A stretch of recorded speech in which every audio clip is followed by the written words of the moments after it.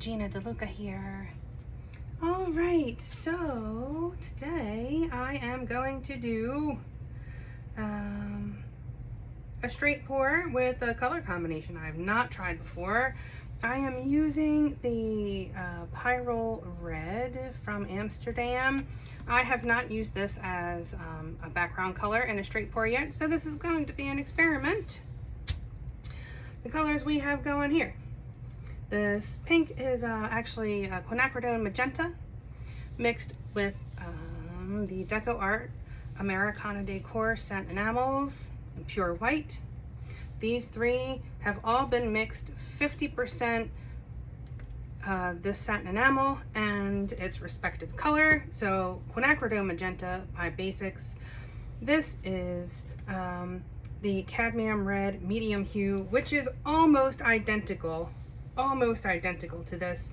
I actually even did a little swatch of this over top of it, and you can barely tell where that happened. So these are very, very close to each other. And this is the Liquitex Basics in Cadmium Yellow Deep Hue. The Cadmium Yellow Light Hue will make cells on its own without adding the satin enamel to it, but it will be a different kind of cell. The shape will be a little different.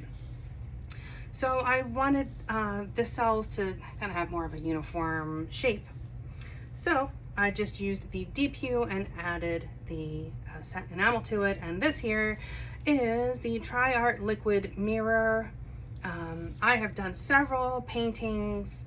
I think this might be like the 10th or the 11th painting perhaps with this bottle, and I still have almost half of a bottle left. A little bit of this stuff goes a long way. It is a fantastic cell maker. And yeah, we're gonna have some fun. I'm going for a very, very brilliant sunset type color palette here. So we'll see what happens.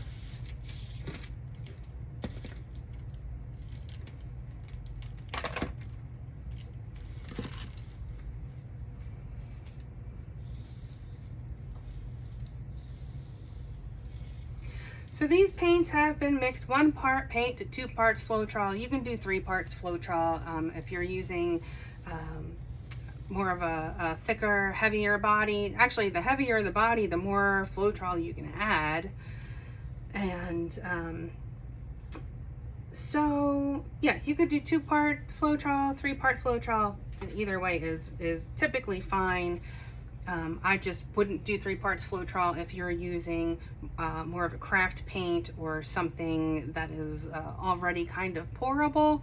Then I probably wouldn't add that much floetrol.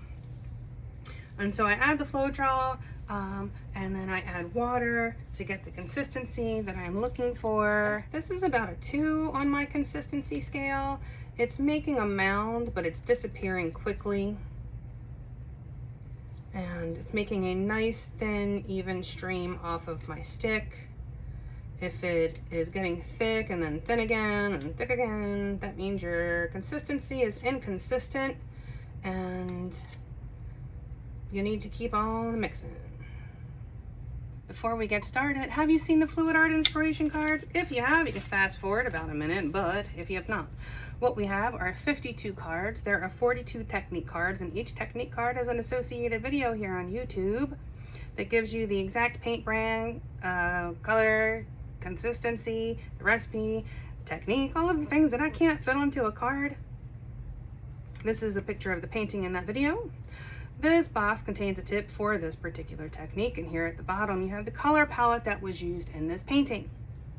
These 2 boxes can be used together as the basis of a 2-color palette, or you can build off of those colors.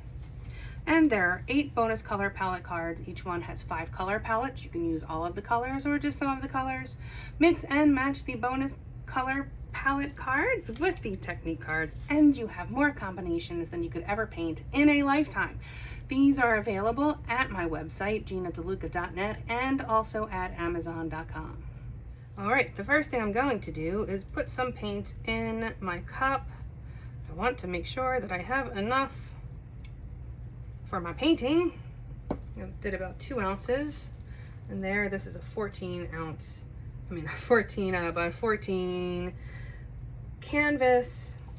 And I'd be using about 8 ounces of paint in my pour cup.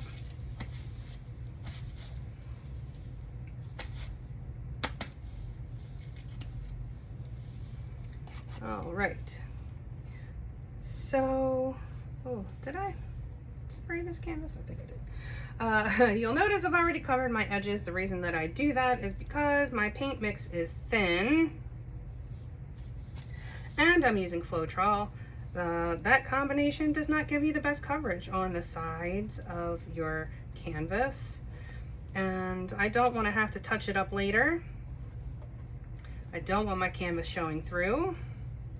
So regardless of how well the poured paint sticks to the sides, I know that they're going to be covered and I'm not going to have to worry about it later. I like to troubleshoot before there's trouble. All right.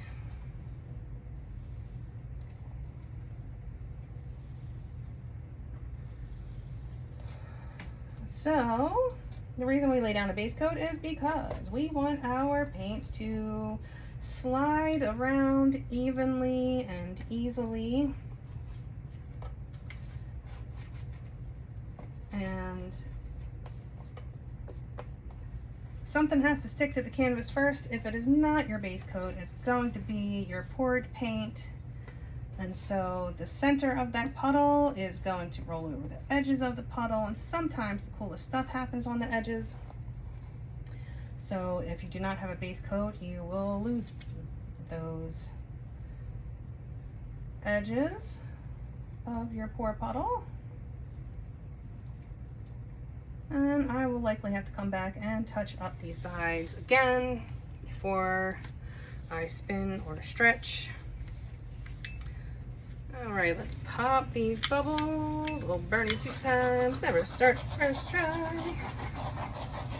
The reason I use the same color for my base coat as I do for the background color of my straight pour, background color meaning the color that's not going to sell, is because you get these little teeny tiny bubbles in your base coat, and when you do your pour, those little bubbles can come through and they bring paint with it.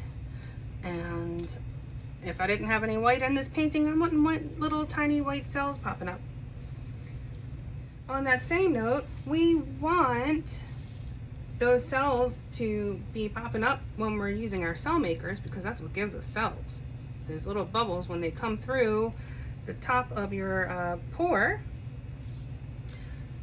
the matte paints have a hydrophobic effect and it pushes the glossier paint away. Always, always check your consistency before adding your paint to your pour cup. The sauce may thicken upon standing, as this one has. We don't want that.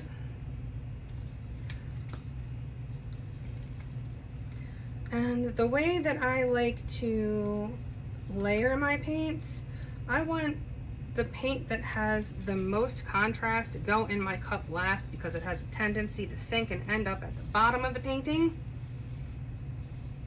So I am going to start with the magenta mix, pouring from up high, letting these paints sink and churn.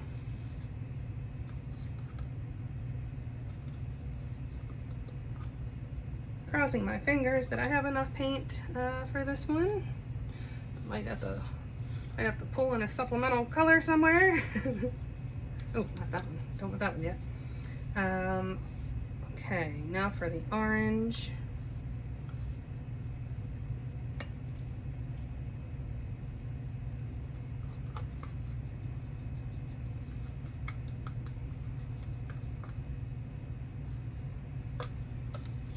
And for the yellow.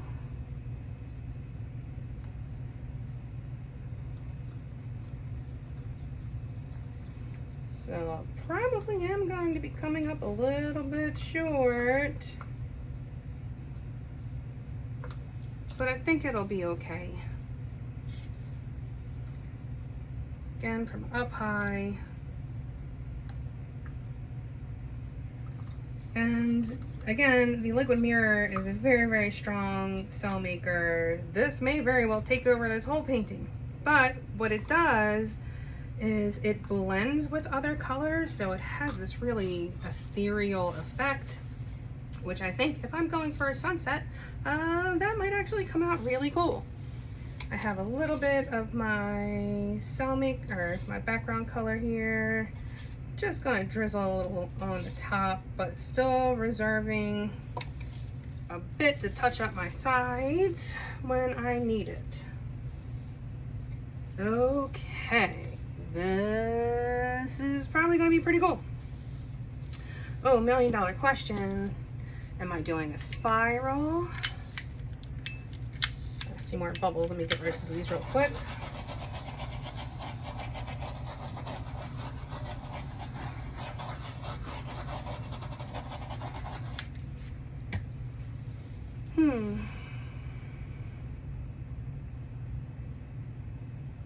Yeah, I think I'm gonna do a spiral.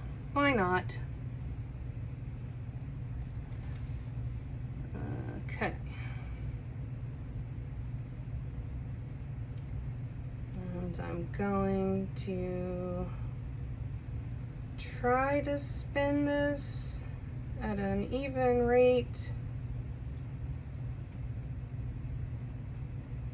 As I get closer to the end of my cup, I will get closer to the canvas.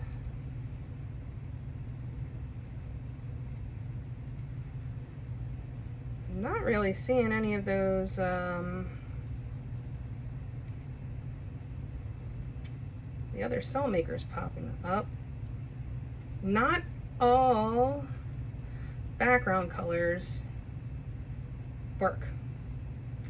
I have yet to find a brand of Prussian blue that works as a background paint for a straight pour.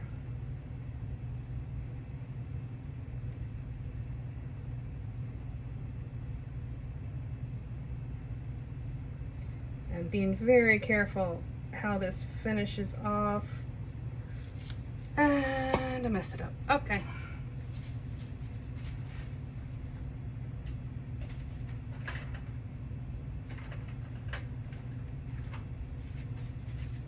It's okay. I'm just gonna do a little shoop-de-doop. It'll be fine.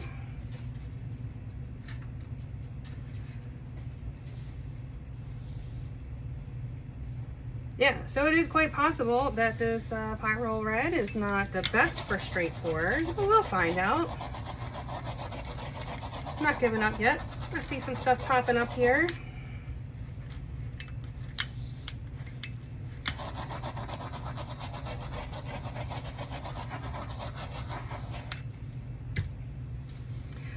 So sometimes, you know, people look at pastel colors like the ones that I've used in this painting. And they're like, I don't like pastels.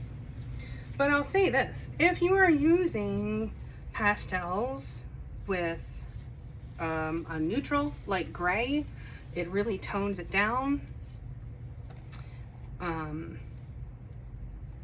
Or a black, but black is, I've not really come across a whole lot of blacks that work really well as a background for a straight pour. There are still a few colors that I have not tried yet, so perhaps that will happen eventually. Okay, I see cells. I think we're gonna be fine. We're gonna be fine. But yeah, also when you're using a pastel with like something super, you know, saturated color like this, it has a really cool effect with each other that I dig.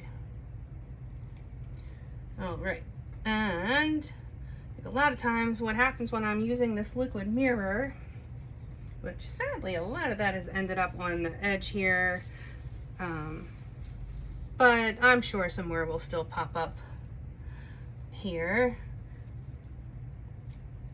But that liquid mirror attaches to other colors and just creates these really ethereal cells. That looks like an eyeball. Like, for real, for real. Do some more popping of the bubbles, which will create more cells. So what happens again? There are bubbles in this underlying layers of paint. Just the nature of how it pours, it kind of churns, and the way I load the cup, the paint is churning, it's putting a little bit of air in there. And when you pop those bubbles, it brings some of that paint to the top. And the matte paints are hydrophobic. And so they will push the glossy paints away. I'm just trying to even this out a little bit. I'm going to come back to the other side.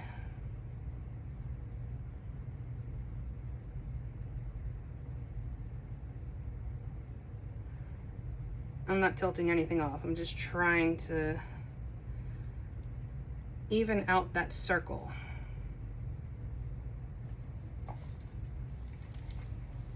That's a little better. A little better.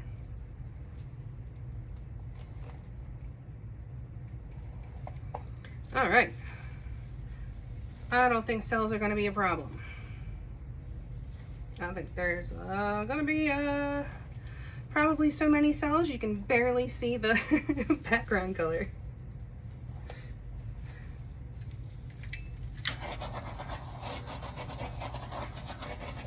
All right, it's time.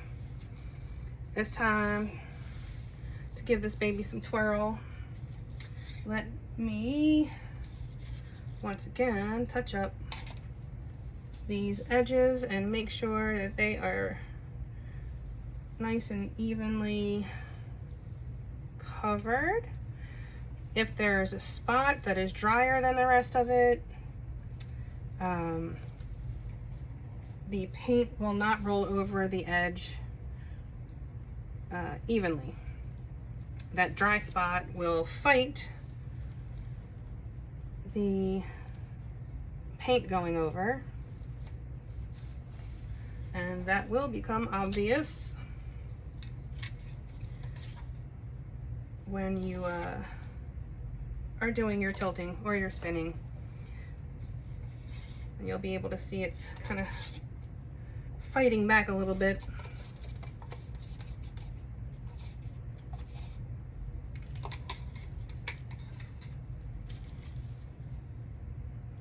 And just using what was left in that cup to kind of zhuzh up these corners a little bit. The corners can set up on you too, just like the sides.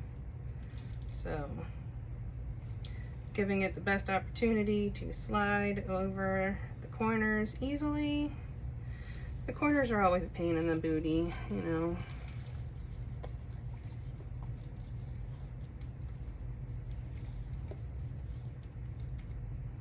Okay, and just one more pop of bubbles.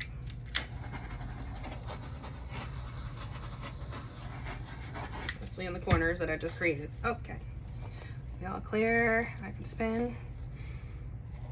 Okay, let me just make sure that my center is in the center.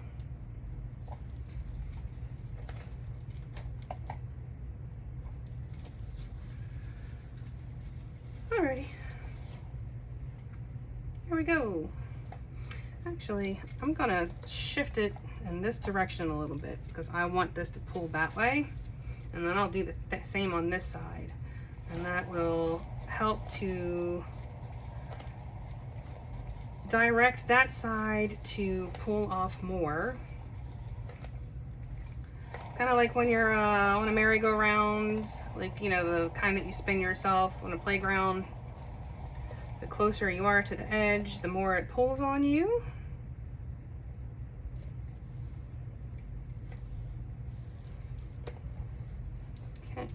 shift it in this direction.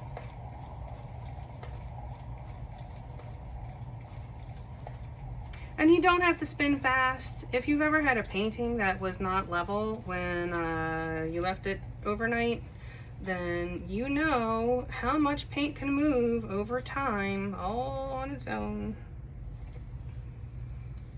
Okay. This side a little bit needs a little extra pull. And you'll see, like, this is not dripping past the corner of the canvas. There's no reason this should be ending up on your walls. But also, spinning slowly allows you to keep an eye on what is happening so you can make adjustments before things go too awry. Like if there were schmutz in there, if there were a piece of something in there, like say it was right there, and as the paint's moving over it, it's all kind of getting caught on that. I hate when that happens, so I'll try to make sure that it doesn't.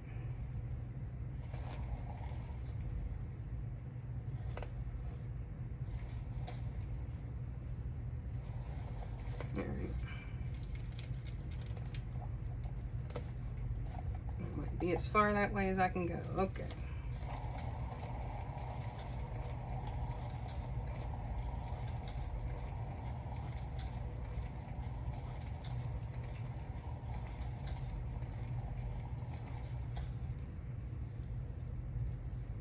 Still need a little bit more.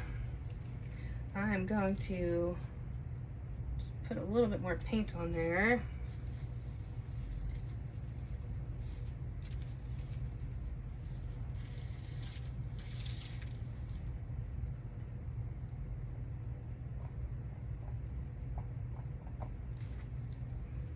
I will do the same with this side. I'm just kind of scooping some up and just transferring a bit of it there, just to help it along.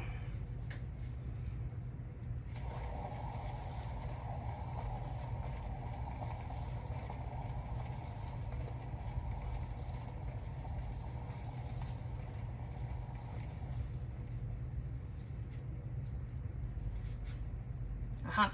Okay, good. I have an example here. Do you see how this area is doing this? There is a piece of schmutz right there that was making that happen. And you may not see it floating on top, but you'll see the evidence of it when you start your tilting. And you'll want to get that out ASAP. There's also a cat hair here, just magically right along the lines of these cells.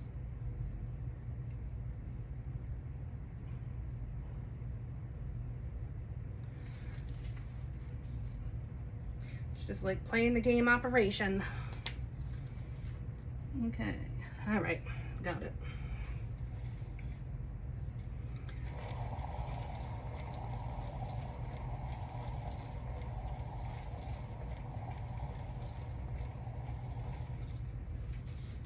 Okay, I'm gonna center this and give it one more spin, nice and even.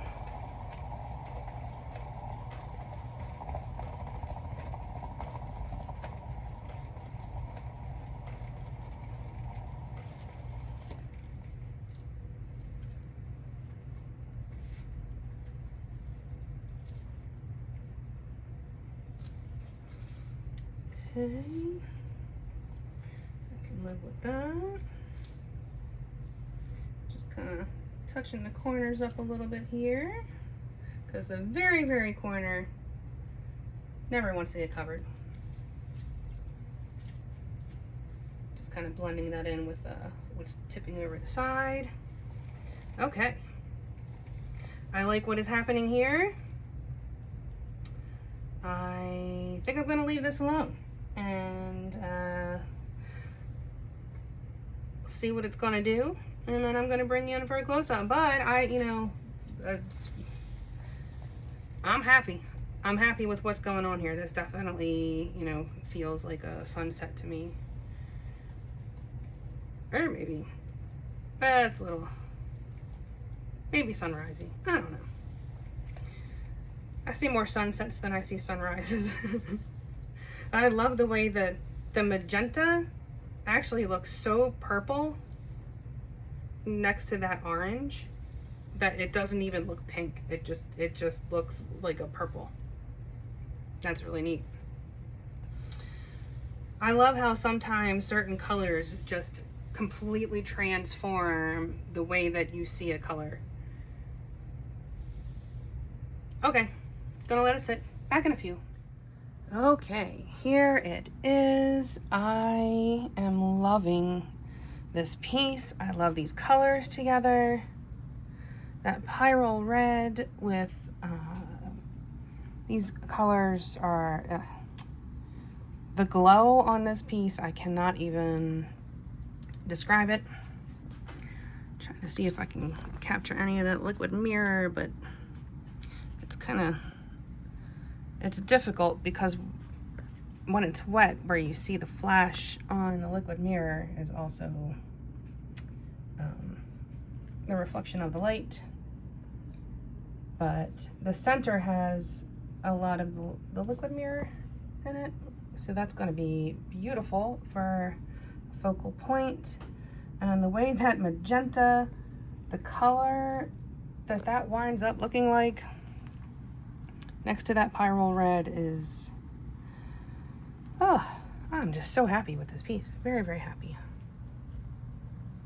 And it has so much depth, and it looks like it's, like a spiral down into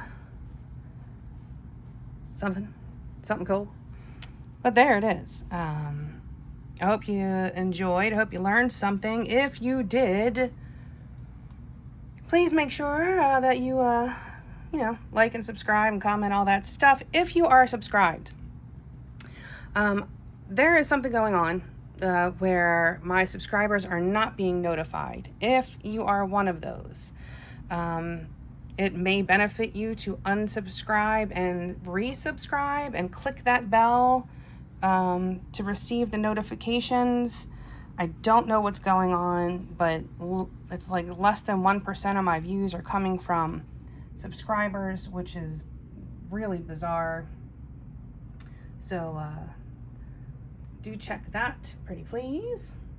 Also, check out the description box below for links to my PayPal tip jar if you feel so inclined, and the coupon codes and affiliate links. Get your hands on some of this DecoArt. I had someone say that they don't like buying it from Amazon anymore because when it's old, it doesn't work as well. I would agree with that assessment, that once they get old, the cell making effect is diminished. That is why I always get mine straight from the DecoArt website, because you're not going to get any fresher than right from their warehouse. And they also have all the colors. But there is a link there for that and a coupon code, so check that out. These colors, they're just so happy. If you know me, happy colors aren't necessarily my bag. I like, broody, sassy, but yeah, anyhow. Also in the description box, you'll find the link to our Facebook group. Go make some art. Join us there. Post your masterpieces, ask your questions, get some inspiration. Good times had by most. It is the internet after all. What else is in there? I don't know. I'm forgetting some things. My website, GinaDeLuca.net, where you can find my art and music and fluid art inspiration cards for sale. That link's also in there. I'm sure I'm forgetting something. I typically do. So I'm just going to say, go check out the description box. There's stuff in there that you might find interesting. And that is going to be it for me for today. I hope you all have a beautiful day. Now go make some art.